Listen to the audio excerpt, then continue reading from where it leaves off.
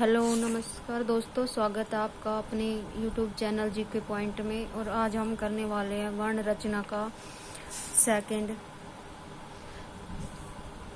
भाग। इसमें हमारा वर्ण रचना पूरा नहीं हुआ था। वर्ण रचना के आगे देखते हैं ए और अंग और ए न ही अंग और ए क्या होते हैं। अंग और ए न स्वर होते हैं और न ही ये व्यंजन होते हैं। ये इनको क्या बोलते हैं? अयोग्य व या नपुंसक वर्ण बोलते हैं इनको। न तो ये वर्ण स्वर में शामिल किए जाते हैं और न ही ये व्यंजन में शामिल किए जाते हैं। अंग को अनुस्वार, अंग अनुस्वार और ए को विसर्ग बोलते हैं। व्यंजन वर्ण किसे कहते हैं? जिन वर्णों का स्वतंत्र अस्तित्व नहीं होता, जिन वर्णों का स्वतंत्र अस्तित्व नहीं होता, जो हमेशा स्वर वर्णों की सहायता से बोले जाते हैं। जो वर्ण हमेशा स्वर वर्णों की सहायता से बोले जाते हैं उनको क्या कहते हैं? व्यंजन वर्ण कहा जाता है। इनमें व्यंजन वर्ण में कुल संख्या वर्णों की कितनी होती है? 39 होती है। और मूल संख्या कितनी होती है? 33 होती है। मूल कितनी होती है? 33 होती है। मूल व्यंजन या स्पर्श व्यंजन कुल कितने होते हैं? 25 होते हैं। मूल व्यंजन या स्पर्श व्यंजन कितने होते हैं? 25 होते हैं कुल। और मूल उनमें से मूल होते हैं 16। स्पर्श या मूल व्यंजन कितने होते हैं? 25 होते हैं और उनमें से होते हैं मूल 16। उच्चारण के स्थान के आधार पर बना। किसके आधार पर? उच्चारण के स्थान के आधार पर। वर्ण, इसमें वर्ण क, ख, ग, घ, ड, इनको क्या बोलते हैं? कंठ ध्वनि भी बोलते हैं इनको। कैसे शुरू होने वाले को क वर्ग में होते हैं। कंठ ध्वनि जो क कंठ से ही आवाज निकाले, क, ख, ग, घ, ड, कंठ ध्वनि बोलते हैं। और फिर आता है तालु। तालु मतलब तालु से बोले जाते हैं जो च, छ, ज, झ, य, जो तालु से बोले जाते हैं उनको तालु ध्वनि। और फिर है मुर्दा जो ट, ठ, जो जीभ बड़ खा के बोले उसमें होता है मुर्दा। देखो बोल के ट, ठ, ड, ढ, ण, इनको क्या बोलते हैं? मुर्दा ध्वनि।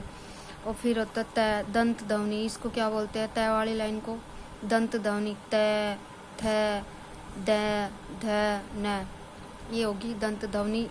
फिर हमारा ओष्ठ ध्वनि। ओष्ठ ध्वनि में क्या आता है? प, फ, ब, भ, म।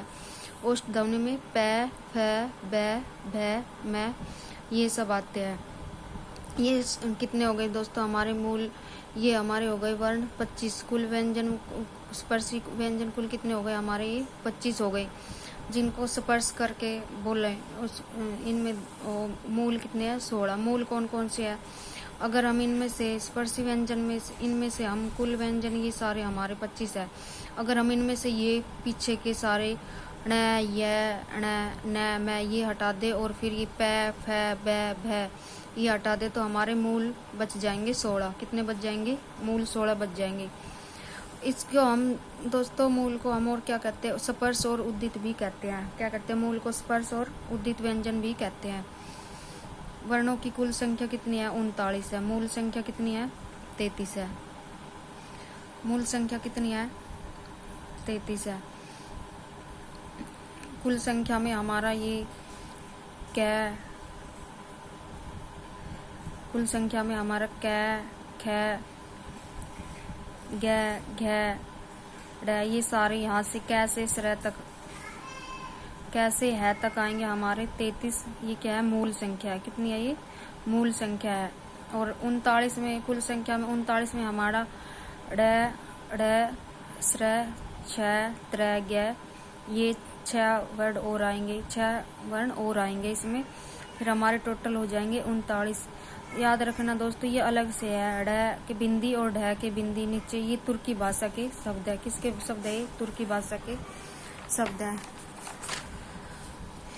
एक बार हम वर्ण के व्यंजन के भेद देखते हैं। देखो व्यंजन के भेद कौन कौन से हैं? स्पर्श व्यंजन जिनको मतलब स्पर्श करके बोला जाए, बोल कैसे मैं तक। और कुल संख्या कितनी होती है?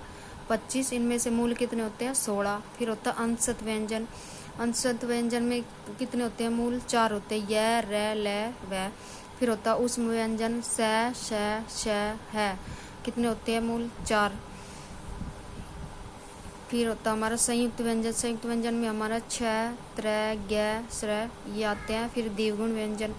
द्विगुण में ढ, ढ मूल कितने होते हैं? 2 होते हैं। फिर वैदिक में हमारा इस तरह आता है। वेद पुराण में वर्णमाला में स्थान इसमें वेद पुराण में इनको स्थान दिया गया है, परंतु इसीलिए इसको वैदिक पुराण बोलते हैं। वर्णमाला में इसे कोई स्थान नहीं दिया गया, यह एक ही होता है इस प्रकार से। फिर हमारा यह और वह को क्या बोलते हैं, अर्धस्वर कहा जाता है। यह और वह को क्या कहते हैं, अर्धस्वर कहा जाता है।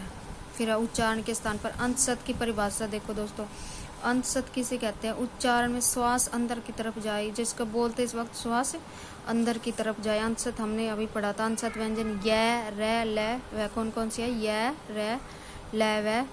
इनमें क्या होता है, उच्चारण करते समय श्वास अंदर की ओर जाए। उसमें क्या होता है, श्वास बाहर की तरफ आए। सारे मतलब गर्मी, बोलते समय गर्मी आ जाए। कौन कौन से है, श, ये रही श है, ये होते हैं हमारे उसमें व्यंजन। फिर होता है हमारा संयुक्त। संयुक्त का मतलब होता है, बोलने से पता चल रहा है, संयुक्त दो व्यंजन वर्णों से मिलकर बनते हैं। किनसे, दो व्यंजन वर्णों से मिलकर बनते हैं संयुक्त व्यंजन। छ, त्र, ग, स्र, ये होते हैं।